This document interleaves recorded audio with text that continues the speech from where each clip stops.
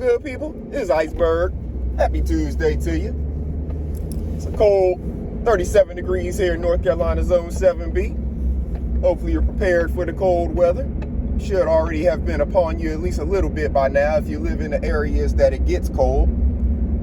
Some of our people down in Florida, they may not experience this at all. But for the rest of you, hopefully you're having a wonderful day so far. Great start to your week. You got Monday out the way. On into Tuesday to go ahead and conquer what this day has to offer. And hopefully you are working your way through whatever you got scheduled and planned for the week. Of course, starting off every day with those positive affirmations. Speaking all of that positivity to yourself, to your soul, to your mind. Get your mind started right. It's of utmost importance that you do it for yourself, to yourself. Speak positively to the people in your family. Been a great morning for me thus far. Wife is up, dancing, smiling.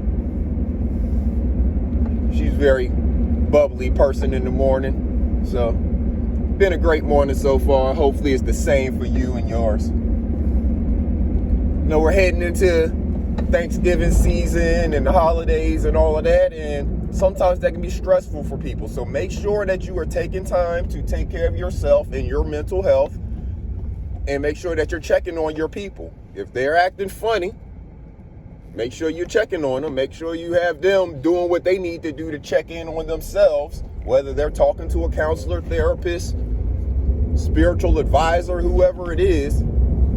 Make sure everybody that you know and that you care about is taking care of themselves during this holiday season, because a lot of people put a lot of stress on themselves, you know, feeling like they got to provide gifts for babies and, you know, different things that is going to have them juggling when it comes to which bill to pay, and things are coming due, and a lot of people charge things on credit, and we know that the rates are really high right now, so they had that credit card debt piling up on them. All of these different things people are going through.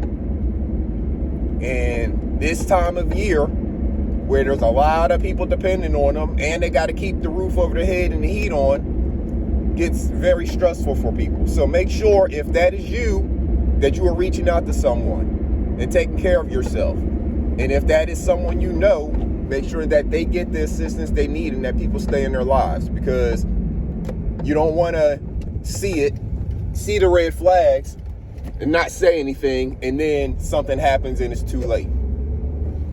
You don't want to do that. You don't want to do it to yourself, because then that's going to put you in a negative place mentally.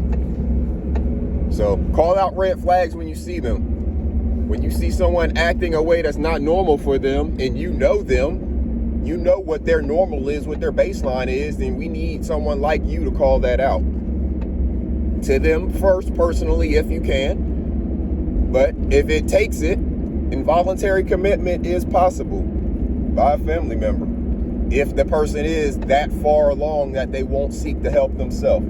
So do what you got to do. Take care of you and your family, good people. I know over the last week, we're changing gears a little bit. Over the last couple weeks or whatever, I have talked about things that are like, they're for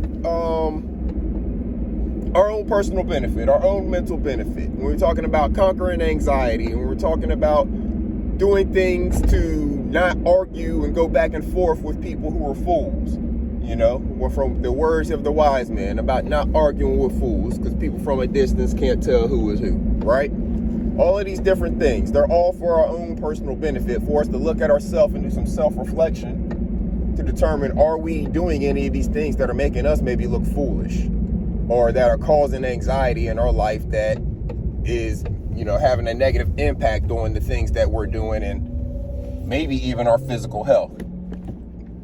All of these things that you do during a self-check and a self-diagnosis are to see if these negative things are impacting your life, and what steps you need to take to eliminate those things from your life. So, for example, if you're talking about negativity in your life, if you're hearing a bunch of negative messages and it's actually having an impact on your life, you're spending a lot of time, say, for example, listening to certain sectors of YouTube, right? And it's having a negative impact on your life. It's changed you. You see a change in yourself, and you see that if you're a content creator, your content is shifting, things like that. Doing a self-check, you recognize this, and then you take the steps to eliminate it, right? So if you unsubscribe from people, and you can't just unsubscribe from one person, you have to unsubscribe from all of the different people who their sole message is around that person, let's say, or around that subject. And once you do that, you can't just expect that instantly everything is going to go away. Whether they're talking about you or subjects that you are interested in or not. But you have to give it time. I was told by a very wise person one time that it takes 21 days to change a habit. So if you have one habit, what we've learned is that the way to change a habit is to replace it with something else. So for smokers, a lot of times back in the day, they would give them like the nicotine gum and things like that. So they replaced their smoking with chewing gum. There are different things like that. You replace one habit with another thing that maybe becomes a habit, but a healthier habit. So your time isn't consumed and spent doing that negative habit. If the habit is listening to negative content on YouTube, for example, maybe you change that to listening to just different content, totally different subject matter, or maybe you pick up a book, and start reading in that time or whatever. There's a whole bunch of things a person can do. So I did my self-assessment a few months ago and recognized that I was filling a lot of my time with negative content. So I made the changes that I needed to. I unsubscribed from channels and, turned off notifications, different things like that. And now I don't even see a lot of the stuff that I used to see come across my feed or anything. Like, it just doesn't even show up. So I have no clue what is being said by certain people on certain subjects because I don't even see their thumbnails. I don't see their titles, any of it. It's changing a habit. So now I see a lot of other stuff that is just totally different because I was already subscribed to a bunch of other things as well. Along the way, you subscribe to more things. So now I see all of those other things filling my timeline. Like in the morning, when I first wake up, I know a lot of my people who are in other countries that I'm subscribed to. A lot of their videos are going to be on at that time because a lot of them are live at that time or they have their videos running at that time. So my feed will be filled with a lot of their faces and a lot of their videos from the videos they dropped overnight for us, or maybe they're live right there at that time in the morning. It's a little early for most Americans to be live at the time whenever I'm first getting up. And then throughout the day, other things fill the feed, different garden videos and some woodworking videos and different things like that fill the feed throughout the day. But none of the stuff that was negative and kind of draining even shows up in my feed anymore. Like, I don't even see it. None of it. So you have the power and the ability to change the circumstances and the situation that's going on. So like I said, we spent a lot of time talking about eliminating those negative things, the negative influences, the things that are having a negative impact on your life. We spent a lot of time talking about those things over the past weeks, months, and, probably even close to a year. And now that you've eliminated those things, or if you're working on eliminating those things, you have to, at the same time, make sure that you're filling that time and that void with something. Because if you don't fill that void with something, you're just going to drift back to that same old habit. If you think about a person who is maybe addicted to a substance, addicted to drugs or something like that, and they can't kick it. They keep going to rehab, and then they keep coming back home to the same neighborhood, and they get right back on it because they haven't filled their life with other things, different friends, different hobbies. If they get back with the same friends who are still doing the same things and go to the same neighborhoods, they're going to get right back into indulging in the same stuff they were in before. So that's why a lot of times people who are in those situations have to move away from whatever town it is. Maybe it's their hometown. They have to move away to fully get away from that life and fully change their lifestyle. Sometimes it happens with people who go to prison. you know, and they get out, they come right back home to the same stuff, same people, and they get right back in it. Or they get out of prison and they move away to a totally different state where they don't have those connections, and they get out with the right mindset to not even look for those connections in the new state that they're in, and they just go get a regular job, you know, and build their life from there.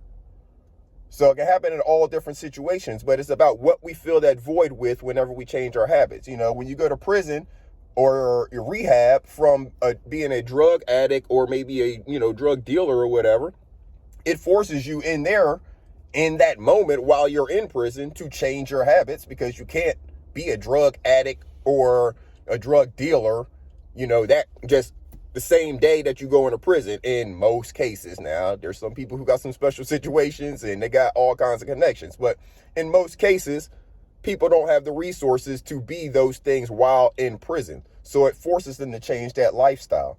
Now, whenever they get out, do they go back to that lifestyle or do they look for something different?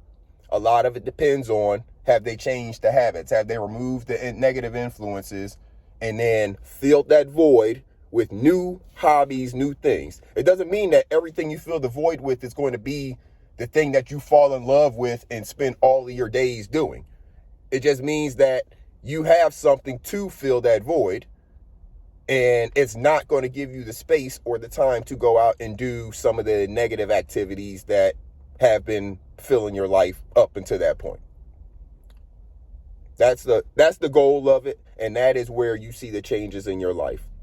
When you start filling your time and controlling what your time is filled with, filling it with things and activities that are positive for your growth, your personal growth, that's where you'll see the real differences in your life.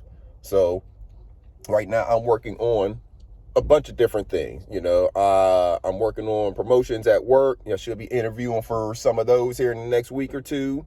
I'm not interviewing, but I'm working on growing other certifications. I'm taking a class this week. I should get a certification there, and I'm working through other programs to get other certifications. I already have degrees, and I'm not looking really to go get any more degrees, but I can get some specialized certifications in different areas and then bring that to the table in whatever type of consulting or whatever it is that I'm trying to do, right?